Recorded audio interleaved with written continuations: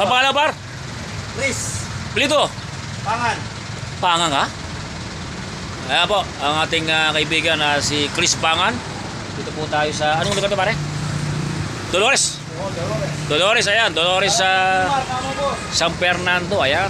Nakikita po natin yung Abida, ayan. Nakikita sa katong harap ng Kmart, ayan. So guys, ito po yung ating dinadaungan.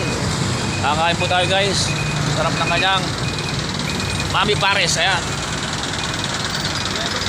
Ayan. Wag, bawal nyo. Hindi mo promote doon. Ano naman o? Ayan, balot. May balot pa siya, tsaka peno, ayan. So okay po nito. Quality. Service yun totoo. Pare, pare. Chris Pangan, ayan. Pangalan mo? Pangan.